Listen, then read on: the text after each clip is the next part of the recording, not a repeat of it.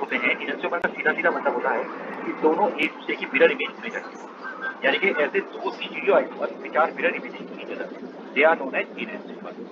मतलब दो ऐसे स्टीरियो आइसोमर जो कि एक दूसरे की मिरर इमेज हों उनको इनएंशियोमर कहेंगे। आप मुझे बताओ क्या ये दोनों कंपाउंड एक दूसरे की मिरर इमेज है? No sir. नहीं। देखो बेटा, अगर ये मिरर इमेज एक दूसरे के होते तो देखो ये सीधा अपोजिट होता, इसका ऊपर एल था तो ये डी होता, ये यहाँ पर एल था तो ये भी डी होगा यहाँ पर, और जो नीचे वाले दोनों डी हैं ये दोनों एल एल होते, यानी कि इसके जितने भी कार्बन एटम है उनका जो कॉन्फिगरेशन है उससे जस्ट अपोजिट कॉन्फिगरेशन इस सेकंड केस में होता। तो मैं ये कहता कि ये दोनों एक दूसरे के इनएंशियोमर हैं, लेकिन इस समय पर ये इनएंशियोमर तो नहीं है। इसका मतलब ये निकला कि ये हमारे पास में क्या है, ये है diastereo.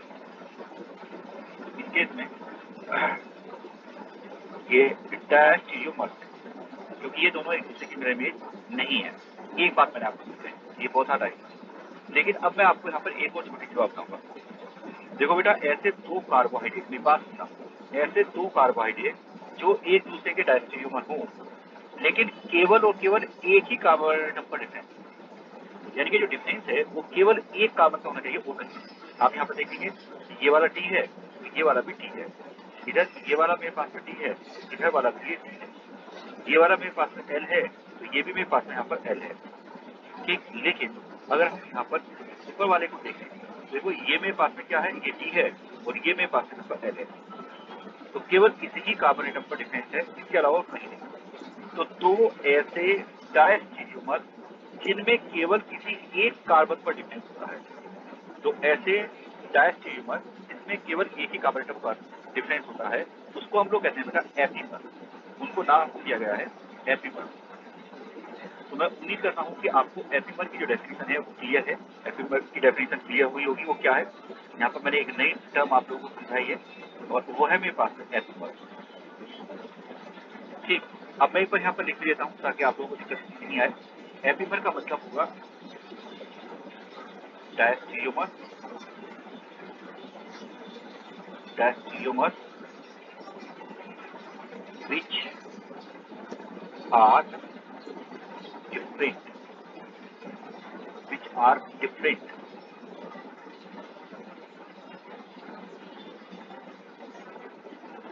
at one carbon atom। हमारे पास में दो ऐसे diastereomer which are different at one carbon atom, they are known as epimer. तो बताइए क्या आप एपीमर की डेफिनेशन समझ पाए हो बेटा? मैंने क्या समझाई है एपीमर की डेफिनेशन, बोलो भाई। Yes yes. तो ऐसे दो diastereomer which are different only at a single carbon, they are known as epimer. अब आप ये देखिए कि ये दोनों एपिमर हैं, क्योंकि इसमें 4 कार्बन एटम कायरल थे, लेकिन 4 कार्बन कार्बन एटम में से केवल एक ही कार्बन एटम का डिफरेंस है, इसे ये दोनों एक दूसरे के एपिमर माने जाएंगे। यहाँ पर अगर हम बात करें तो ये दोनों एक दूसरे के एपिमर हैं। ठीक है, मैं एपिमर पहले लिखूंगा और डायस्ट्रीमर ब्रैकेट में लिखूंगा ताकि कंफ्यूजन यहाँ पर नहीं रहे। एपिमर स्पेशल टाइप के डायस्ट्रियोमर ही होते हैं। अब एक छोटी सी बात यहाँ पर और कहनी है मुझे, इस पर भी ध्यान देंगे। देखिए बेटा, अगर मैं यहाँ पर इसकी IUPAC करूँ तो नंबरिंग कैसे करूँगा? देखो 1, यहाँ पर 2, यहाँ पर 3, यहाँ पर 4, 5 एंड 6। सेम उसी तरीके से इसमें भी यहाँ पर 1, यहाँ पर 2, यहाँ पर 3, 4, 5 एंड 6, यानी कि इस तरह से मैंने यहाँ पर इसकी नंबरिंग की है। अब नंबरिंग करने के बाद फिर थोड़ा सा क्लियर देखेंगे, यहाँ पर जो अंतर है वो केवल और केवल सेकंड नंबर के कार्बन एटम पर है, केवल सेकंड नंबर के कार्बन एटम पर है। तो जिस कार्बन एटम पर डिफरेंस होता है उसी कार्बन एटम के अकॉर्डिंग इसका नाम होता है। ठीक है, इसको कहा जाएगा यहाँ पर C2 एपिमर। इसका जो नाम रखा जाएगा ये दे दीजिए C2 एपिमर। बेटा या तो अपने आपको म्यूट कर लीजिएगा या क्वेश्चन दीजिएगा। आपसे रुको मेरा Bharat Bhushan,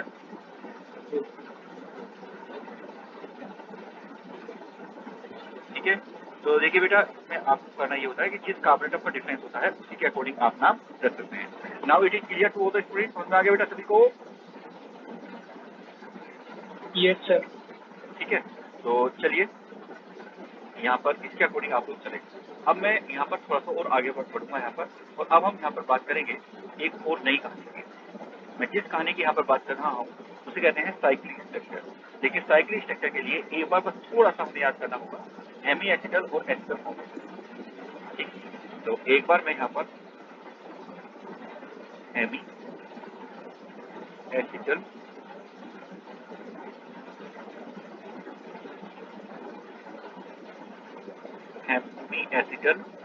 and acetal formation,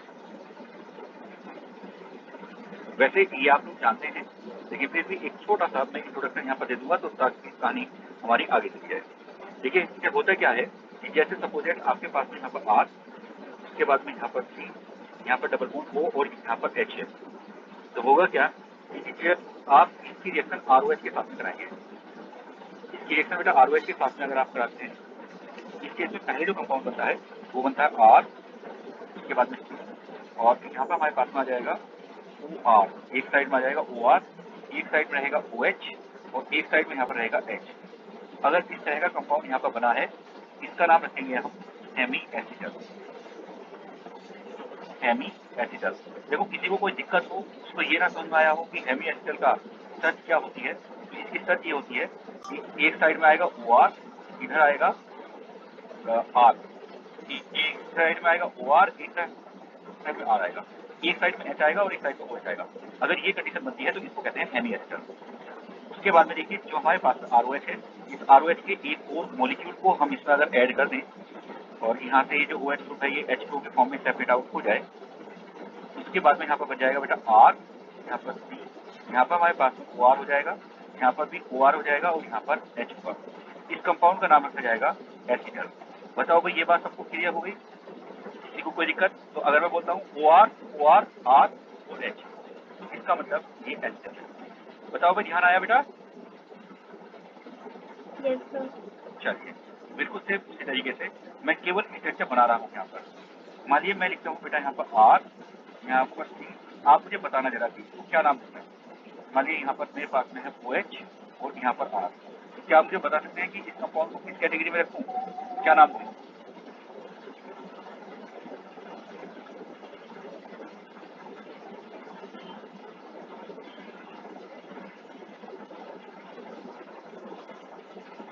देखो, इसमें अगर यहाँ पर H आता है तो ये होता है हेमी एसिटल, तो हेमी एसिटल होगा। देखिए, अगर इसमें H नहीं आता, यहाँ पर R आता है, तो बेटा इसका जो नाम होगा दैट विल बी हेमी कीटल। तो फिर ये हेमी कीटल हो जाएगा। ऐसे ही यहाँ पर देखिए R, यहाँ पर C, यहाँ पर बेटा OR, यहाँ पर OR, यहाँ पर भी OR और यहाँ पर भी R आ जाएगा। मतलब H की बजाय यहाँ पर भी अगर R आ जाता है, इसका जो नाम हो जाएगा वो हो जाएगा फिर बेटा कीटल। अब बताओ बेटा, सबको याद आया? कोई दिक्कत किसी को इसमें हेमी कीटल और हेमी एसिटल और इसको आइडेंटिफाई करने में? अभी आज क्या क्या लग रहा है? आज मुझे ऐसा लग रहा है कि हमारे बच्चे थोड़े से सुस्त पड़ गए हैं। ऐसा क्यों लग रहा है मुझे?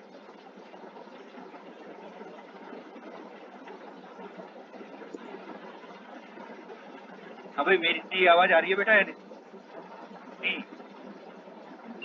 Yes sir. क्यों कर रहे हैं भाई? आज ऐसा क्यों लग रहा है कि आज हमारे बच्चे जो है खाना पीना नहीं खा के आए? अरे खाते पीते घर के हो भाई, ऐसी बात नहीं करिएगा। नाश्ता वास्ता करने का मौका नहीं दिया आज अरुण सर ने और आकाश वालों ने? आप लोगों को नाश्ता नहीं करने दिया क्या सुबह को? हाँ, तो देखिए मैंने ये कहा है कि अगर मान लीजिए कार्बन से दो साइड में यहाँ पर आर अटैच होता है और एक साइड में ओ आर और एक साइड में ओ एच, तो इसका नाम होगा हेमी कीटल। और अगर बेटा यहाँ पर दो साइड में आर अटैच होता है और दो साइड में ओ आर अटैच होता है तो इसका नाम होगा कीटल। और अगर मान लीजिए दो साइड में ओ आर, एक साइड में आर और एक साइड में एच हो जाए तो फिर इसका नाम होगा एसिटल। तो इस तरीके से ये चार कैटेगरी हमारे पास में बनती है। एक बात मैं यहाँ पर और बताऊंगा, एक्चुअल में होता क्या है कि जो कार्बोहाइड्रेट है वो साइक्लिक स्ट्रक्चर बनाते हैं, और जब कार्बोहाइड्रेट साइक्लिक स्ट्रक्चर बनाएंगे तो वो एक्चुअल में या तो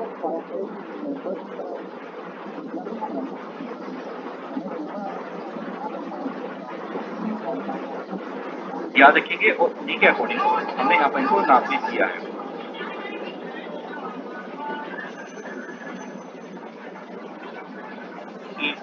एक जो कंपाउंड है वो कंपाउंड तो होता है ये, एक कंपाउंड हमारे पास में ये, और जो दूसरा कंपाउंड हमारे पास में होता है वो होता है बेटा 5 मेंबर रिंग का यहाँ पर ईथर। यानी कि जो कंपाउंड है वो कंपाउंड है हमारे पास में ये। इस कंपाउंड को आप लोग जानते हैं फ्यूरान, ये कंपाउंड फ्यूरान है। और इस कंपाउंड की बात करें तो इस कंपाउंड को कहते हैं बेटा पायरेट, ये कंपाउंड होता है पायरेट। मैं अभी आप लोगों को आगे चल के ये समझाऊंगा कि जो कार्बोहाइड्रेट हैं वो साइक्लिक स्ट्रक्चर बनाते हैं। साइक्लिक स्ट्रक्चर बनाने का मतलब ये निकला कि वो या तो 5 मेंबर रिंग बनाएंगे या 6 मेंबर रिंग बनाएंगे। तो जो कार्बोहाइड्रेट है वो साइक्लिक स्ट्रक्चर बनाएंगे,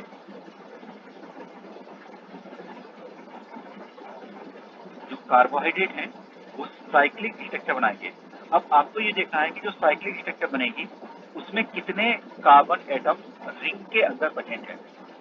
अगर रिंग के अंदर प्रेजेंट है 5 कार्बन एटम तो हम उसको बोलेंगे यहाँ पर फ्यूरानोज, फ्यूरानोज स्ट्रक्चर। अगर रिंग के अंदर 5 कार्बन एटम आए तो हम उसको बोलेंगे furanose structure on the basis of furan. Same उसी तरीके से अगर वहां पर 6 कार्बन एटम आ गए, इस केस में हम नाम रखेंगे on the basis of pyrene, इसका नाम होगा पायरानोज स्ट्रक्चर, पायरानोज स्ट्रक्चर। तो देखो एक तो क्वेश्चन आपसे नीट में यही पूछे जाएंगे कि बताइए कि ये जो कंपाउंड है ये पायरानोज स्ट्रक्चर है या फ्यूरानोज स्ट्रक्चर है। तो आप उस केस में ये चेक कर लेंगे कि हमारे पास में कितने कार्बन एटम रिंग के अंदर आ रहे हैं, वहां पर आप ये चेक करेंगे। चलिए अब थोड़ा सा हम लोग और आगे बढ़ेंगे और चीजों को और क्लियर करते हैं। देखिए बेटा मैं यहाँ पर कंपाउंड ले रहा हूँ, तो कंपाउंड है मेरे पास में यहाँ पर CHO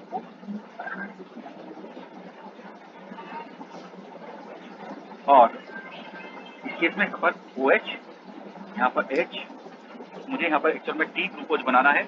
आप बता सकते हैं कि इसमें मुझे क्या क्या लेना चाहिए। DL, DL, DD, DL, DD, और यहाँ पर मेरे पास में लास्ट में CH2OH रहेगा। तो ये हो गया DL, DD। तो वाला D है, L है, D है और फिर H, और वो DD है। तो ये जो कंपाउंड यहाँ पर है बेटा इसको कहते हैं हम लोग डी ग्लूकोज, ये कंपाउंड यहाँ पर डी ग्लूकोज है। अब मैंने तो ये कहा था, ये होता एक्चुअल में ये है कि जो हमारे पास के कंपाउंड हैं इन कंपाउंड में रिंग स्ट्रक्चर बनती है। तो रिंग स्ट्रक्चर कैसे बनेगी उसको मैं समझाऊंगा। देखिए ये कार्बन एटम है 1, ये कार्बन एटम है 2, ये कार्बन एटम है 3, ये 4, ये है मेरे पास में यहाँ पर 5 और ये कार्बन एटम है। जो ये 5 कार्बन एटम से अटैच यहाँ पर ऑक्सीजन का लोन पेयर है, ये एज इस कार्बन का अटैच करेगा। ये इसको अटैक करेगा और अटैक करने के बाद में यहाँ पर जो कंडीशन बनेगी उसको हम लोग देखेंगे।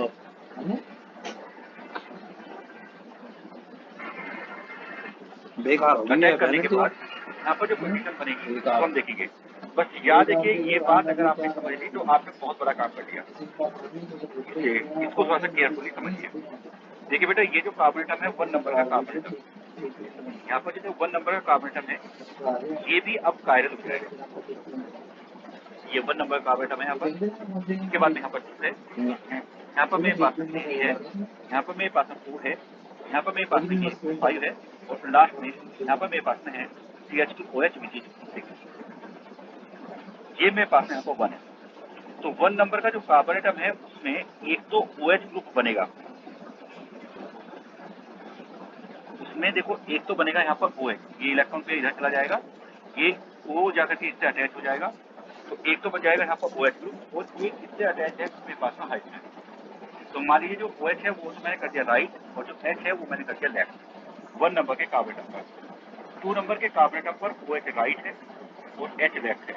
3rd नंबर के कार्बोनेटम पर H राइट है और OH बेटा लेफ्ट है। 4th नंबर के कार्बोनेटम पर OH मेरे पास में राइट है और H लेफ्ट है। 5 नंबर के कार्बोनेटम पर OH राइट है और H लेफ्ट है और 6 नंबर CH2OH लिखा हुआ है। ठीक है, इसमें यहाँ पर ये O है। अब ये जो ऑक्सीजन है ये जाकर के इसके साथ में अटैच हो रहा है, तो मैं इस ऑक्सीजन को यहाँ पर लिखने के बजाय कुछ ऐसा करके समझूंगा। मैंने ऑक्सीजन को लिख दिया यहाँ पर ऐसे और ये बॉन्ड में ले आया यहाँ पर ऐसे। बताओ भाई ये बात समझ में आई या नहीं आई? ठीक है, देखिए मैंने कुछ नहीं किया है, बस मैंने इस तरह से काम किया है कि जो पहला वाला जो ग्रुप था जो कि पहले CH2 था उसमें अब एक OH और एक H बन जाएगा। याद देखिए कि यहाँ पर ये बैंडिंग दिखाई गई है, यहाँ पर कोई कार्बोनेटम नहीं है। ऐसे ही सेम इस जगह पर भी कोई कार्बोनेटम नहीं है, यहाँ पर ऑक्सीजन है, यहाँ पर कोई कार्बोनेटम नहीं है और इस तरीके की स्ट्रक्चर बनेगी। अब मैं यहाँ पे एक छोटी सी बात करता हूँ। मैंने बेटा ये कहा कि ये जो OH है ये राइट साइड में, ये भी तो हो सकता था कि फर्स्ट नंबर कार्बोनेटम पर OH लेफ्ट हो जाता, ऐसा भी तो हो सकता था। तो अगर ऐसा होता तो उस केस में स्ट्रक्चर क्या बनती उसको एक बार समझते हैं। ये यहाँ पर फर्स्ट नंबर का कार्बोनेटम, उसके बाद में यहाँ पर सेकंड नंबर का, यहाँ पर थर्ड नंबर कार्बोनेटम, यहाँ पर फोर्थ नंबर कार्बोनेटम, यहाँ पर 5 नंबर का कार्बोनेटम और लास्ट में जाकर के ये है मेरे पास CH2OH विच इज 6। देखिए एक बार, फर्स्ट नंबर का कार्बोनेटम जो आपने OH राइट लिया, OH आप लेफ्ट भी ले सकते थे और H को राइट कर सकते थे। सेकंड नंबर पर वैसे ही रहेगा, सेकंड नंबर पे, थर्ड पे, फोर्थ पे, फिफ्थ पे चेंज नहीं होगा। तो सेकंड पर OH right, H left, third पर OH लेफ्ट बेटा और H राइट, फोर्थ पे OH राइट और H लेफ्ट, फिफ्थ पर OH राइट है और यहाँ पर। अब लेकिन ये जो OH है ये यहाँ पर खत्म हो गया और ये जाकर के बॉन्ड बना रहा है किसके साथ में, ये यहाँ पर इसके साथ में बॉन्ड बना रहा है। इसलिए मैं इस ऑक्सीजन को यहाँ पर इधर लिखा। बताइए ये 2 स्ट्रक्चर मैंने बनाई है, बताओ इसमें किसी को कोई दिक्कत है, किसी स्टूडेंट को कोई दिक्कत आई इसको समझने में?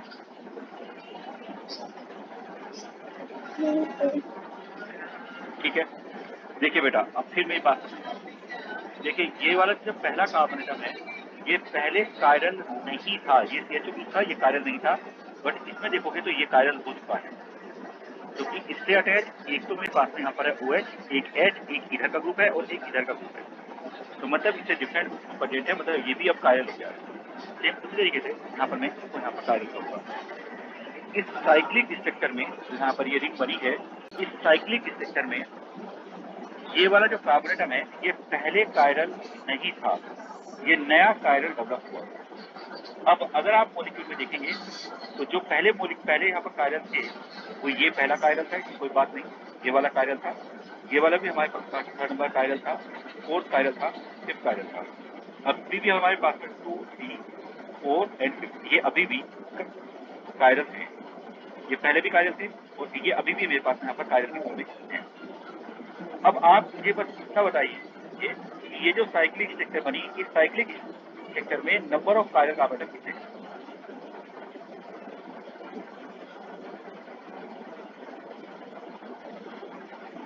5. 5, ठीक है। तो अगर number of chiral carbon atom 5 हैं, इस केस में जो टोटल आइसोमर बनेंगे, इस कंडीशन में जो टोटल आइसोमर हमारे पास बनेंगे वो बनेंगे 2⁵5, यानी कि ये हो जाएंगे कितने, मेरे ख्याल में शायद 32। इस केस में आप देखोगे ये बन जाएंगे मेरे पास में यहाँ पर 32। पहले जो बन रहे थे वो बन रहे थे 16, लेकिन अब यहाँ पर बन रहे हैं 32। उन 32 में से 2 यहाँ पर ये लिखे गए, टोटल 32 बनेंगे, लेकिन उनमें से 2 यहाँ पर लिखे गए हैं, ठीक है। मतलब ग्लूकोज के केस में तो 2 ही बनेंगे, लेकिन अगर और के केस में ऐसे बनते तो टोटल इस टाइप के जो बनेंगे टोटल हमारे पास वो 32 हो जाएंगे। अब देखिए मेरी बात फिर सुनो, देखिए बेटा, ये जो कायरल कार्बन है जो कि पहले कायरल नहीं था और नया कायरल डेवलप हुआ, इस ग्लूकोज को हम लोग कहते हैं, इस ग्लूकोज का नाम होता है अल्फा डी। ये होता है अल्फा डी, और ये वाला जिसमें OH लेफ्ट लिखा जाता है ये होता है हमारे पास में बीटा डी ग्लूकोज। अब अगर आपसे ये पूछा जाए कि अल्फा डी ग्लूकोज और बीटा डी ग्लूकोज क्या है, तो आपका जवाब ये होगा कि ये डी ग्लूकोज की 2 फॉर्म है। जब डी ग्लूकोज साइक्लिक फॉर्म में जाता है तो उस केस में जो कार्बन एटम कायरल नहीं होता है वो कायरल बन जाता है, और जब कायरल बनता है तो उसमें OH राइट लिखा जा सकता है तो अल्फा, OH लेफ्ट लिखा जा सकता है तो बीटा। ठीक, बताओ भाई, now it is clear to all the student, सबको समझ आया? यहाँ तक आगे बढ़ाऊं मैं? Yes sir. ठीक है बेटा, चलिए, तो मैंने ये तो बता दिया। अब ये दोनों भी एक दूसरे के ऑप्टिकल आइसोमर हैं। अगर आप देखेंगे तो ये दोनों भी एक दूसरे के ऑप्टिकल आइसोमर हैं, और इन दोनों में केवल और केवल एक ही कार्बन एटम पर अंतर है। इस वाले कार्बन एटम पर नंबर 1 कार्बन एटम पर डिफरेंस है। ठीक, ये दोनों भी एक दूसरे के डायस्टीरियोमर है, क्योंकि एक मिरर इमेज नहीं है एक दूसरे की, बल्कि एक ही कार्बन एटम पर अंतर है। तो मतलब ये लिखा है कि ये दोनों भी एक दूसरे के डायस्टीरियोमर। ये डायस्टीरियोमर तो है, लेकिन अजीब तरीके के डायस्टीरियोमर है। इनको एपीमर भी नहीं कहा जा सकता। एपीमर तब कहा जाता है जब ओपन स्ट्रक्चर में, जो ओपन चेन स्ट्रक्चर होती है इस तरह की, जब ओपन चेन स्ट्रक्चर में किसी एक कार्बन एटम पर डिफरेंस होता है तो उसको कहते हैं एपीमर। लेकिन यहाँ पर बनी है साइक्लिक स्ट्रक्चर, और साइक्लिक स्ट्रक्चर में भी वो कार्बन एटम जो कि पहले कायरल नहीं था, अब वो नया कायरल में कन्वर्ट हुआ। तो ऐसा कार्बन एटम जो कि पहले कायरल नहीं था वो नया कायरल बना, और फिर उसमें राइट और लेफ्ट OH आया। इस टाइप की जो आइसोमेरिक होती है इसको कहा जाता है एनोमर्स। एनोमर्स भी डायस्टीरियोमर होते हैं, एपीमर भी डायस्टीरियोमर होते हैं। एपीमर केवल ओपन चेन स्ट्रक्चर में होते हैं, एनोमर केवल साइक्लिक स्ट्रक्चर में होते हैं। ठीक, बताओ भाई, is it clear to all students? समझ में आ गया यहाँ तक? ठीक है, चलिए देखिए, अब फिर देखिए यहाँ पर जो ये रिप्रेजेंटेशन मैंने किए हैं, इन दोनों को हम लोग कहते हैं फिशर रिप्रेजेंटेशन। इसमें एक कमी है, इसमें कमी ये है कि जैसे यहाँ पर कोई कार्बन नहीं था, लेकिन आपको यहाँ पर बेंडिंग नजर आ रही है। यहाँ पर कोई कार्बन एटम नहीं था, बेंडिंग नजर आ रही है। यहाँ पर भी कोई कार्बन एटम नहीं है, लेकिन यहाँ पर बेंडिंग है। तो ऐसी स्थिति में ये थोड़ा सा सुटेबल नहीं है। अब मैं ये बनाऊंगा रिंग स्ट्रक्चर। रिंग स्ट्रक्चर बनाने के लिए नियम देखें क्या होगा। रिंग स्ट्रक्चर बनाने के लिए पहले तो रिंग में आप एटम चेक कर लो, 1 2 3 4 5 और एक ऑक्सीजन यानी कि 6। तो मुझे आप ये बताइए कि इस केस में स्ट्रक्चर कौन सी बन रहेगी बेटा? फ्यूरानोज बनेगी या पायरानोज बनेगी?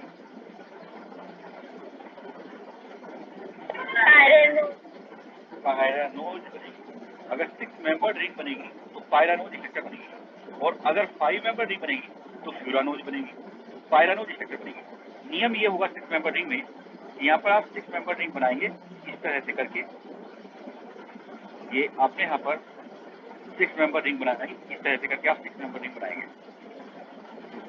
नियम ये होगा कि जो ऑक्सीजन है वो टॉप पे और राइट साइड में होगा। तो आप देख सकते हैं कि मैंने ऑक्सीजन को टॉप पे और राइट साइड में लिखा। उसके बाद में ये वाला कार्बन एटम, याद रखिएगा कि जो मैं बता रहा हूँ इन चीजों को बदला नहीं जा सकता, ये नियम है इनकी स्ट्रक्चर बनाने के, इनको आप अपने पास से चेंज नहीं करेंगे। ये ऑक्सीजन, ऑक्सीजन के पास वाला कार्बन 1 नंबर का कार्बन एटम, इसके पास वाला 2 नंबर का कार्बन एटम, इसके भी पास वाला 3 नंबर का कार्बन एटम, इसके पास वाला 4 नंबर का कार्बन एटम, इसके पास वाला 5 नंबर का कार्बन एटम। यहाँ पर इसको ऐसे ही लिखा जाना है। उसके बाद में देखो नियम क्या होगा, बिल्कुल एकदम से आसान सा नियम है। यहाँ पर मुझे 1 नंबर का कार्बन एटम मिला, यहाँ पर ये 2 नंबर का, यहाँ पर 3 नंबर का, यहाँ पर 4 नंबर का और यहाँ पर 5 नंबर का। जो 6 नंबर का कार्बन एटम है वो ऑलवेज टॉप पे यहाँ पर लिखा जाएगा CH2, ये 6 नंबर का कार्बन एटम, ये टॉप पे लिखा जाएगा। अब बचे हुए को का हिसाब लगा के जाएंगे, थोड़ा सा केयरफुल रहेंगे, कहीं कोई दिक्कत होगी तो मुझे बताइए, थोड़ा सा केयरफुल। जो चीज जिस कार्बन एटम पर जो चीज राइट है उसको डाउन लिखा जाएगा और जो चीज लेफ्ट है उसको अप लिखा जाएगा। तो जैसे यहाँ पर OH है राइट, तो यहाँ पर OH लिखा जाएगा डाउन, जो H है वो है लेफ्ट, तो H आएगा यहाँ पर ऊपर। सेकंड नंबर के कार्बन एटम पर OH है राइट, इसका मतलब सेकंड नंबर के कार्बन पर OH आएगा डाउन, तो H आएगा अप। थर्ड नंबर के कार्बन एटम पर H है डाउन, इस कंडीशन में H हमारे पास में यहाँ पर आ जाएगा और OH आ जाएगा मेरे पास में यहाँ पर। फोर्थ नंबर के कार्बन एटम पर OH है राइट, इसका मतलब OH आएगा डाउन, H आएगा अप। और 6 नंबर पे CH2OH ये ऊपर ही लिखा जाना है, CH2OH ये ऊपर ही लिखा जाना है और एक साइड में यहाँ पर H ही रहना है। ये जो मैंने ऊपर स्ट्रक्चर बनाई है, ये जो स्ट्रक्चर मैंने बनाई है अभी साइकिल की, इसको कहते हैं alpha D. Is it clear to all the student और नॉट?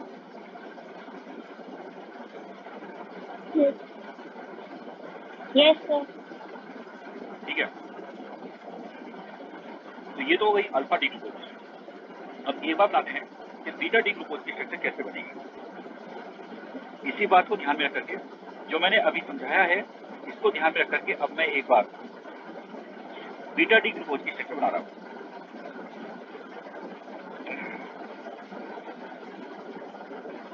हमारे जो रूल हैं वो बिल्कुल सिमिलर रहेंगे।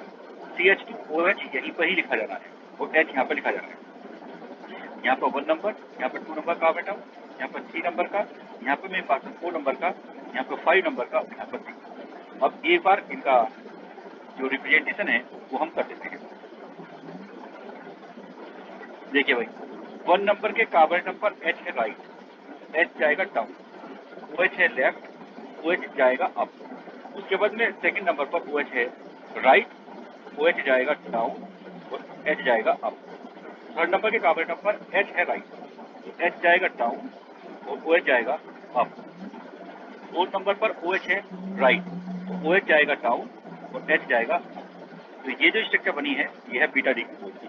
जल्दी से इसको बनाइए, जब आप बना लो तो मुझे बता दीजिएगा, कोई दिक्कत किसी को हो तो मेरे से पूछ लीजिएगा।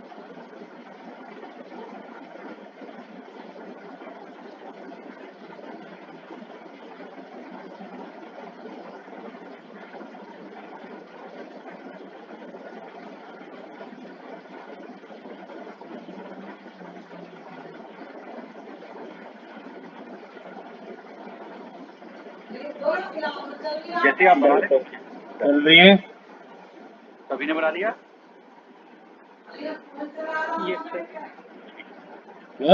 चलिए, ये था मेरे पास में यहाँ पर डी ग्लूकोज, जिसमें मैंने दो बातें आपको बताई। एनोमर क्या होता है, इसके साथ साथ अल्फा बीटा ग्लूकोज की स्ट्रक्चर आप लोग कैसे बनाएंगे, अल्फा बीटा डी ग्लूकोज की स्ट्रक्चर आप लोग कैसे बनाएंगे। अब मैं यहाँ पर बात करता हूँ मेरे पास फ्रक्टोज के बारे में। तो फ्रक्टोज के बारे में जैसा कि आप लोगों को आइडिया है, पहले हम लोग इसको बना चुके हैं। अगर हम फ्रक्टोज की बात करें, हाँ जी, यस बेटा, एनोमर्स की डेफिनेशन बताओ। एनोमर की डेफिनेशन, एनोमर की डेफिनेशन ये है, anomer are those diastereomers which have difference at that carbon atom which carbon atom was optically inactive in open chain structure। अब बताओ भाई इसमें बात समझ में आएगी नहीं। एनोमर्स जो हैं वो डायस्टीरियोमर हैं जो कि उस कार्बन एटम पर डिफर होते हैं जो carbon atom open chain structure में ऑप्टिकली इनएक्टिव था या कार्बोनिल कार्बन। ठीक, मैं उम्मीद करता हूं कि अब आप समझ गए। ठीक है, और जो एपीमर है एपिमर डायस्टीरियोमर ही हैं और एक ही कार्बन एटम पर उनमें भी डिफरेंस होता है, लेकिन वो ओपन चेन स्ट्रक्चर के अंदर है। ओपन चेन स्ट्रक्चर में अगर एक कार्बन एटम पर अंतर हो तो उसको कहेंगे हम एपिमर। और ये दोनों टर्म बहुत ज़्यादा पूछी जाती है, इससे केयरफुल रहिएगा और आराम से आप कर पाएंगे। चलिए, ये मैंने समझा दिया। अब एक बार मैं देखता हूँ यहाँ पर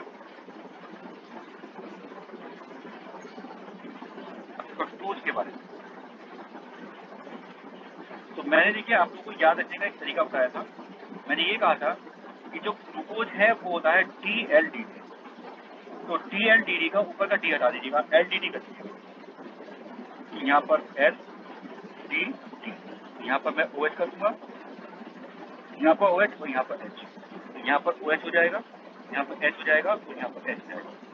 ये कंपाउंड है एक्चुअल में फ्रक्टोज। अब ये आप मुझे बता दीजिए कि ये जो कंपाउंड है वो मैं डी फ्रक्टोज बोलूँ या एल फ्रक्टोज बोलूँ? डी। वेरी गुड, ठीक है। इसको बोला जाएगा बेटा डी फ्रक्टोज। ठीक, अब ये जो डी फ्रक्टोज है इसमें एक बार मैं नंबरिंग डाल करके वो बता भी देता हूँ। देखिए ये होगा मेरे पास में यहाँ पर कायरल, एक कायरल ये है, एक कायरल ये है। इसमें देखो ये नंबर 1 कार्बन एटम, ये नंबर 2 कार्बन एटम, ये नंबर 3 कार्बन एटम, ये नंबर 4 कार्बन एटम, ये 5 कार्बन एटम और ये 6 कार्बन एटम। ठीक है, अब इस केस में यहाँ पर जो कॉन्फ़िगरेशन बन रहा है वो बन रहा है हमारे पास में L D T। चलिए अब देखिए बेटा इस केस में भी क्या होगा। इस केस में भी बिल्कुल ऐसे ही जैसे कि इससे पहले वाले केस में दो स्ट्रक्चर मैंने बनाई है, इसमें भी मैं यहाँ पर दो स्ट्रक्चर बनाऊंगा। यहाँ पर भी दो स्ट्रक्चर बनेंगे। इस केस में क्या होगा, ये जो मेरे पास ऑक्सीजन है, यहाँ पर जो ऑक्सीजन है वही वाला कार्बन एटम यहाँ पर चेंज नहीं करना है आपको, वही वाला कार्बन एटम और इससे अटैच जो यहाँ पर ये ऑक्सीजन है ये अटैक करेगी इस पर अटैक करेगी। अटैक करने के बाद में क्या क्या कहानी बनेगी उसको एक बार देखते हैं। ये वाला कार्बन एटम, ये सेकंड नंबर का कार्बन एटम जो मैं ले रहा हूँ इस समय पर, ये second number carbon atom, second, third, यहाँ पर फोर्थ, उसके बाद में यहाँ पर मेरे पास में आया फिफ्थ नंबर और एक में पास में एट लास्ट तो CH2OH। बी केयर, ध्यान से देखिए बेटा, जो सेकंड नंबर का कार्बन एटम है उसमें जब ये यहाँ पर जाएगा तो इलेक्ट्रॉन पेयर यहाँ पर जाएगा। इस केस में एक तो बनेगा OH और एक साइड में होगा CH2OH, एक साइड में बनेगा OH और एक साइड में आएगा CH2OH। तो हमारे पास है दो पॉसिबिलिटी है, या तो OH यहाँ पर राइट आ जाए और जो बेटा CH2OH है वो लेफ्ट हो जाए। सेकंड नंबर, थर्ड नंबर पर H राइट है, थर्ड नंबर पर H राइट और OH लेफ्ट। फोर्थ नंबर के कार्बन एटम पर OH राइट, यहाँ पर OH को मैंने राइट कर दिया और H लेफ्ट। फिफ्थ नंबर के कार्बन एटम पर OH राइट था, तो यहाँ पर क्या होगा कि मैं इसकी ऑक्सीजन को इस जगह पर तो यहाँ पर बताओ भाई बात समझ में आई या नहीं? कोई दिक्कत हो तो पूछ लो मेरे से। ये 1 नंबर कार्बन एटम अब यहाँ पर, ठीक है बेटा, क्लियर हुआ?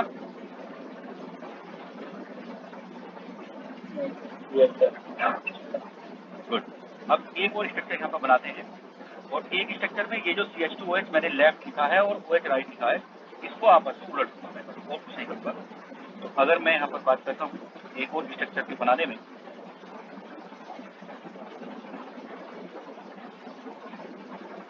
जो सेकंड नंबर का है उसमें मैं लिखूंगा CH2OH राइट और OH लिखूंगा लेफ्ट। ये सेकंड नंबर है, तो ये फर्स्ट है, first, second, third, fourth, fifth और जो लास्ट वाला है हमारे पास में वो तो 6 ही रहेगा, CH2OH, इट विल बी 6।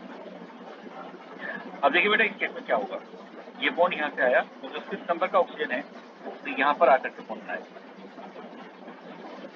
अगर आप साथ के साथ समझते हुए जा रहे हो, साथ के साथ प्रॉपर्टी लिख रहे हो तो आपको बढ़िया समझ आएगा और इसके जो क्वेश्चन है वो क्वेश्चन क्लियर रहेंगे। यहाँ पर ये इसका टेस्ट हुआ। उसके बाद में जो थर्ड नंबर का कार्बन एटम है उसमें एच राइट और OH यहाँ पर लेफ्ट हो जाएगा। फोर्थ नंबर पर OH राइट और H लेफ्ट हो जाएगा। फिफ्थ नंबर तो यहाँ पर मैंने बनाई गया। ठीक, इसमें ये कनेक्शन बनेगा। अगर हम इसकी कायरलिटी को चेक करें, कायरलिटी तो थर्ड नंबर पर ये थर्ड नंबर है, लेकिन मैं इसको बना देता हूँ ग्रीन कलर से। ये पहले से प्रेजेंट है। इसमें ये वाला जो कायरल कार्बन एटम है और ये वाला जो है ये नया डबल हुआ है। और इसमें जो हमारे पास में ये वाला कायरल कार्बन एटम है ये पहले से प्रेजेंट था, ये भी पहले से प्रेजेंट था और ये भी पहले से प्रेजेंट था।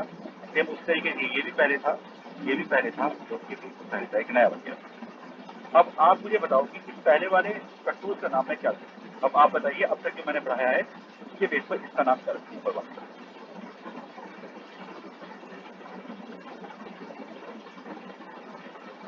बताओ भाई।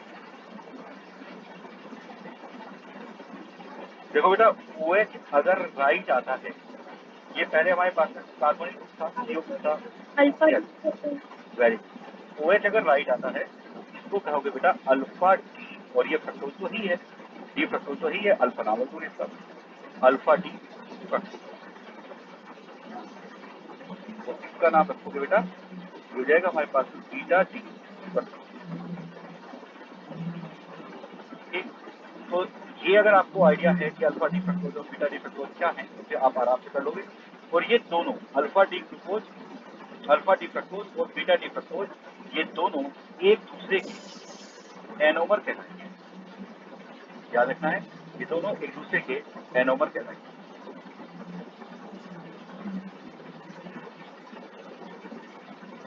चलिए, ये तो मैंने समझा दिया। हाँ अच्छा बेटा, कभी अल्फा और बीटा कभी समझ नहीं आया।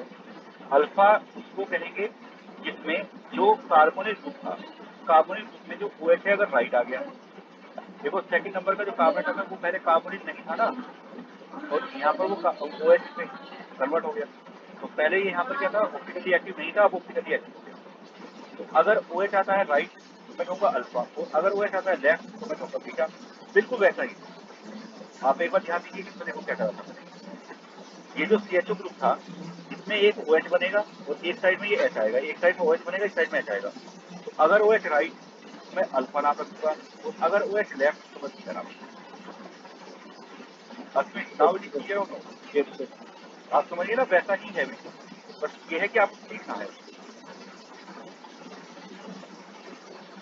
ठीक, चलिए, तो ये तो हो गया हमारे पास में अल्फा डी फ्रक्टोज और बीटा डी फ्रक्टोज का क्या वो मीनिंग ये है कि जो ओपन चेन स्ट्रक्चर के अकॉर्डिंग डी फ्रक्टोज होता है उसमें जब साइक्लिक स्ट्रक्चर बनेगी तो जिस कार्बन एटम को आप कायरल बनाओगे उसमें अगर OH राइट आया तो उसको कहेंगे अल्फा डी फ्रक्टोज, और अगर OH लेफ्ट आया तो कहेंगे बीटा डी फ्रक्टोज। अब ये देखते हैं कि इस केस में जो साइक्लिक स्ट्रक्चर है उसमें कितने एटम है। अगर आप यहाँ पर देखोगे तो देखिए बेटा, ए 2 नंबर का है 1, उसके बाद में 2, 3, 4 और एक ऑक्सीजन यानी कि 5। आपका 5 कार्बन एटम रिंग के अंदर है। सेम ऐसा ही 1, 2, 3, 4 और 5। अब आप मुझे बताओ कि इस केस में कौन सी स्ट्रक्चर बनेगी, पायरानोल स्ट्रक्चर बनेगी या फ्यूरानोल? फ्यूरानोल। ठीक है, तो 5 मेंबर रिंग बनेगी फ्रक्टोज के अंदर, जिसको आप फ्यूरानोल स्ट्रक्चर बोलेंगे। तो मतलब यहाँ पर जो स्ट्रक्चर है वो कहते हैं हमारे पास फ्यूरानोल स्ट्रक्चर। अब फ्यूरानोल स्ट्रक्चर में आप लोगों के जो नियम रहेगा वो समझ लीजिए। ऑक्सीजन रहेगा बेटा एट द टॉप, ऑक्सीजन को आपको टॉप पे रखना है, ये नियम रहेगा। नियम आप नहीं कर सकते, ऑक्सीजन को आपको टॉप पे रखना है, ऐसे बनेगी फ्यूरानोल। ऐसे ही इस वाले केस में भी होगा। फ्यूरानोल स्ट्रक्चर में आपको जो बनानी है 5 मेंबर रिंग, उसमें ऑक्सीजन को टॉप पे लेना है।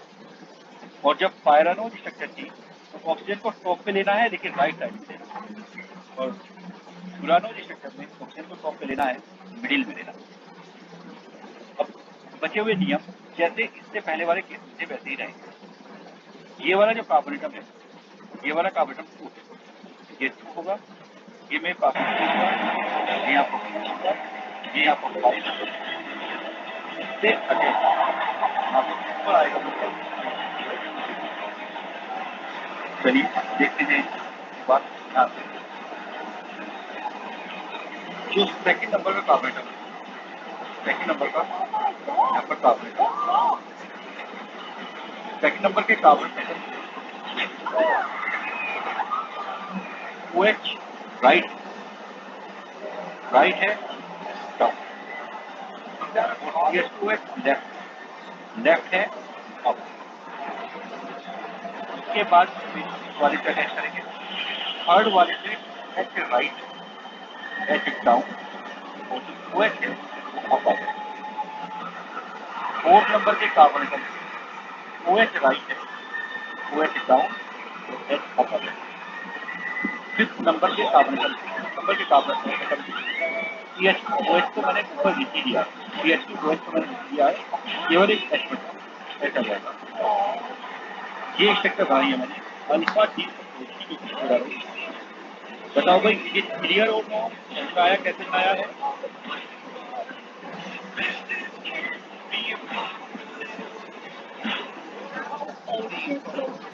ठीक है, तो चलिए अब मैं आप लोगों से कहूँगा कि आप लोग मुझे बताएं कि इस वाले केस में क्या क्या होना चाहिए। मैं आपसे पूछूंगा और आप भी मुझे बताएंगे कि क्या क्या होना चाहिए। सेकंड है, ये थर्ड है, यहाँ पर फोर्थ है, यहाँ पर ठीक है। आप लोगों को बताना है कि क्या होना चाहिए। बताइए यहाँ पर क्या लिखा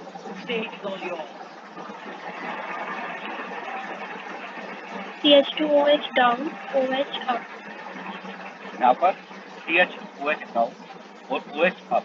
कारण ये है कि OH राइट साइड में है तो वो डाउन है। थर्ड नंबर पे क्या लिखा? H down, OH down. Very good, तो H डाउन और OH जाएगा। फोर्थ नंबर पे क्या लिखा? OH down, H up. H up. और फिफ्थ नंबर के कार्बन नंबर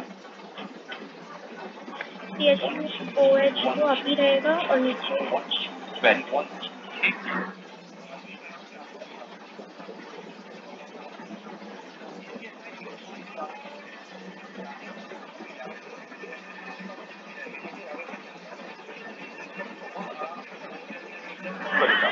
लेकिन देखिए अब आप मुझे पूरा होता है इतनी साइज से मैं इतनी भी जल्दी क्यों? आराम से पढ़ेंगे, कोई दिक्कत नहीं है। चीज़ों को क्लियर करेंगे, जल्दबाजी बिल्कुल नहीं करेंगे, ना आप करेंगे और ना ही मैं करूँगा, क्योंकि सिलेबस तो खत्म हो ही गया हमारा। सिलेबस में तो कुछ बचा ही नहीं है, 1-2 दिन का सिलेबस सारा ही, लेकिन करेंगे आराम से। चीज़ें समझ में नहीं आएंगी तो उठा जाएंगे। ये जो मेरे पास में यहाँ पर कार्बन एटम है बेटा, किस कार्बन एटम पर डिफरेंस है? आप देखिए सेकंड नंबर के कार्बन एटम पर डिफरेंस है। इसके अलावा इन दोनों में वो कहीं पर कोई भी अंतर नहीं है, केवल सेकंड नंबर के कार्बन एटम पर डिफरेंस है। इसमें OH डाउन है, इसमें OH अप है। इसको कहा जाता है बेटा एनोमेरिक कार्बन। इसको कहा जाता है एनोमेरिक कार्बन। तो याद रखिए ये एनोमेरिक कार्बन को कहा जाता है, एनोमेरिक कार्बन।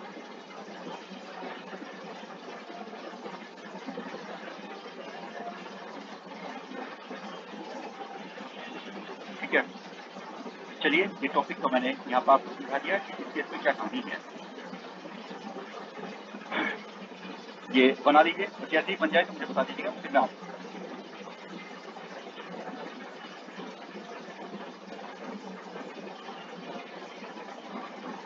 क्योंकि इसमें कार्बोहाइड्रेट ही है, बस आप लोगों से समझने की चीज़। इसके अलावा तो वो सारे टॉपिक बहुत धीरे धीरे, और वो टॉपिक ऐसे हैं कि वो आप लोग बायोलॉजी में पढ़ लेते हैं, लेकिन ये वाली कुछ स्ट्रक्चर वाली ये थोड़ी सी बायोलॉजी में नहीं आती है, इसको मुझे तो बताना ही पड़ेगा।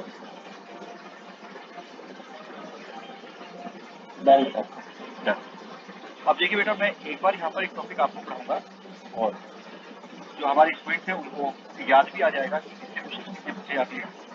जो टॉपिक है उस टॉपिक का नाम है बेटा म्यूटा रोटेशन।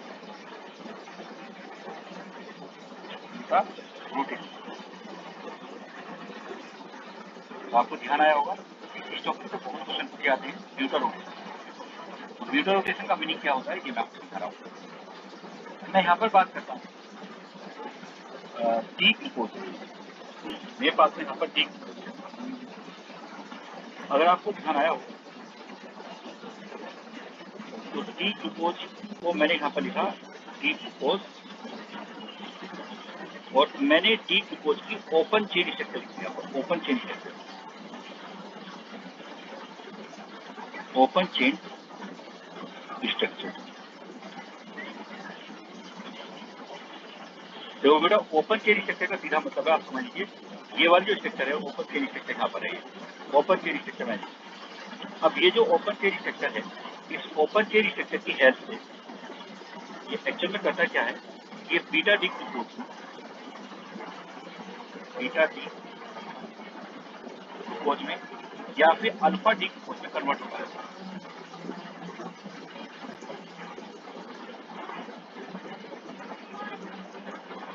तो जो हमारे पास में डी ग्लूकोज की ओपन चेन स्ट्रक्चर है, उसकी हेल्प से जो अल्फा डी ग्लूकोज है वो बीटा डी ग्लूकोज में, और beta D glucose alpha D glucose में कन्वर्ट होता रहता है। अगर हम यहाँ पर ऑन एवरेज देखें तो यहाँ पर हम ये पाते हैं कि जो अल्फा डी ग्लूकोज है ये लगभग होता है 36%, लगभग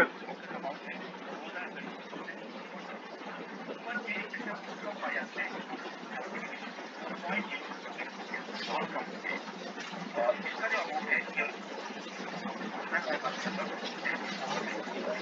तो यहाँ पर इस बात में आप ये समझेंगे कि आपके पास दो एरोमर है, एक अल्फा ठीक है, मतलब बीटा।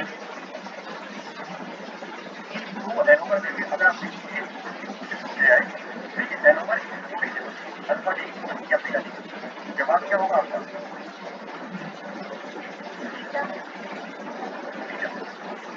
बीटा डी में ज्यादा पाया जाता है, जब बीटा डी वो एक जगह है अल्फा डी। एक सवाल यहाँ पर ये दूसरी बात यहाँ पर ये मैं अभी समझा रहा हूँ बेटा, जो अल्फा डी है इसका जो ऑप्टिकल रोटेशन है उसका हमारे पास 112, और जो बीटा डी ग्लूकोज है इसका जो ऑप्टिकल रोटेशन है वो आता है हमारे पास में यहाँ पर +19, वो हमारे पास में आता है, ठीक। और एक्चुअल में जो यहाँ पर इक्विलिब्रियम मिक्सचर बनता है इन सबका, जो हमारे पास में इक्विलिब्रियम मिक्सचर बनता है,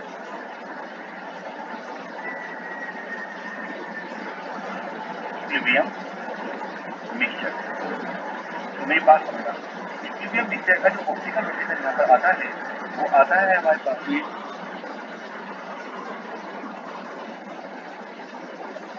प्लस में 52.7 डिग्री। अब आप इसका मतलब लिखिएगा और यहाँ से म्यूटा रोटेशन टर्म को क्लियर करिएगा। देखिए बेटा, अगर आपने अल्फा डी ग्लूकोज लिया, मान लो आपने लिया अल्फा डी, तो उसका जो ऑप्टिकल रोटेशन आपको मिलेगा वो मिलेगा यहाँ पर 112 डिग्री। अब आपने उसको सोल्यूशन बनाया और सोल्यूशन बना करके फिर उसके दोबारा से क्रिस्टल बनाया, तो उस कंडीशन में आप ये देखेंगे कि ऑप्टिकल रोटेशन हमारे पास में आ जाएगा, यानी कि अगर आपने अल्फा डी ग्लूकोज लिया तो ऑप्टिकल रोटेशन घट करके 52.7 डिग्री हो जाएगा। लेकिन अगर मान लिया आपने मिक्सर के अंदर लिया, शुरुआत में आपने लिया बीटा डी, तो बीटा डी ग्लूकोज का ऑप्टिकल रोटेशन आपको मिलेगा 90 डिग्री, लेकिन वो ओपन चेन स्ट्रक्चर से होकर के अल्फा डी ग्लूकोज में कन्वर्ट हो जाएगा, इक्विलिब्रियम मिक्सचर बन जाएगा। इक्विलिब्रियम मिक्सचर का ऑप्टिकल रोटेशन 52.7 डिग्री आएगा। तो अगर आपने बीटा डी ग्लूकोज लिया तो ऑप्टिकल रोटेशन बढ़ करके 52.7 हो जाएगा, और अगर आपने अल्फा डी ग्लूकोज लिया तो ऑप्टिकल रोटेशन घट करके 52.7 डिग्री हो जाएगा। तो इस फिनोमिना को, इस प्रोसेस को, अगर आप अल्फा डी ग्लूकोज देते हैं तो ऑप्टिकल रोटेशन हमारे पास में इतना हो जाता है, और अगर आप बीटा डी ग्लूकोज देते हैं तो ऑप्टिकल रोटेशन बढ़ के इतना हो जाता है। इस फिनोमिना को ही कहा जाता है म्यूटा रोटेशन। यही प्रोसेस म्यूटा रोटेशन बोला जाता है। बताओ भाई, बात समझ में आई कि नहीं?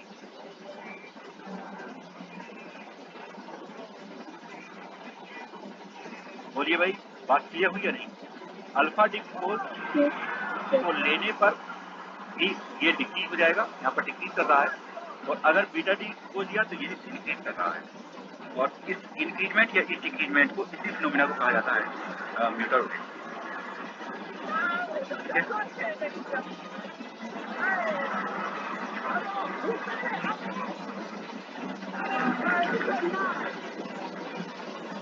नोट कर लीजिए इसे। किसी को कोई दिक्कत हो, बात समझ में ना आई हो तो मेरे से पूछिए। एक बार नाम का दोबारा बताना।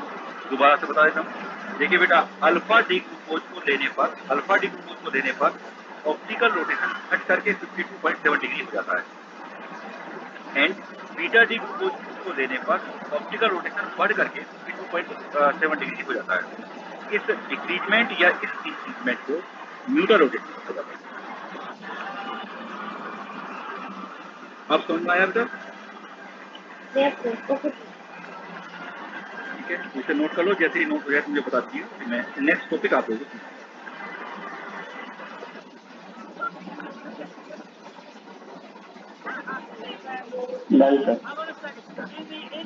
नेक्स्ट टॉपिक है हमारे पास में reducing and non reducing sugar. ये बहुत पूछे जाने वाला टॉपिक है। वो आपसे कह देंगे कि बताइए ये जो हमारे पास शुगर है ये रिड्यूसिंग है या नॉन रिड्यूसिंग है। ये हिसाब आप लोग कैसे लगाते हैं, इस टाइप के क्वेश्चन को आप लोग कैसे सोल्व करेंगे। सबसे पहली तो बात ये है कि रिड्यूसिंग शुगर या नॉन रिड्यूसिंग शुगर ये आप लोग चेक किससे करते हैं। ये चेक क्या रहता है इसका टोलरेंस रिएजेंट। अगर मान लीजिए जो टोलरेंस रिएजेंट है, अगर मान लीजिए आपने यहाँ पर एक शुगर को लिया बेटा और आपने यहाँ पर टोलरेंस रिएजेंट यूज किया, मैं बल्कि इसको ऐसे लिखने के बजाय और ऐसे लिख देता हूँ। आपने लिया यहाँ पर टोलरेंस रिएजेंट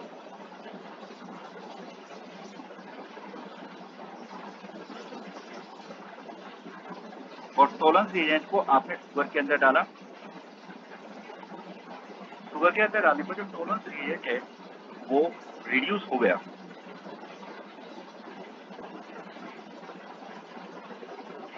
तो आप इस शुगर को रिड्यूसिंग शुगर बोलेंगे।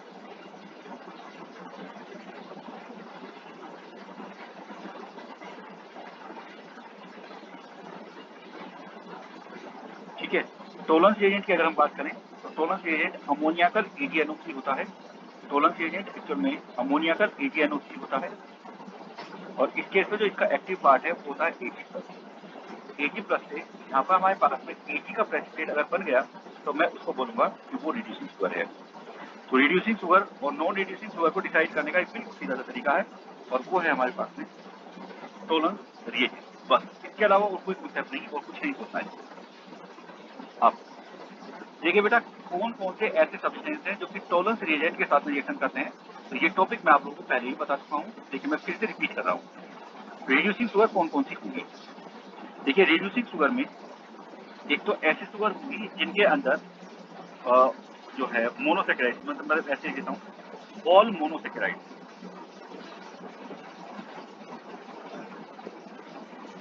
All monosaccharide. ऑल मोनोसेकेराइड इसलिए होंगी क्योंकि इनके अंदर या तो CH2 ग्रुप पाया जाएगा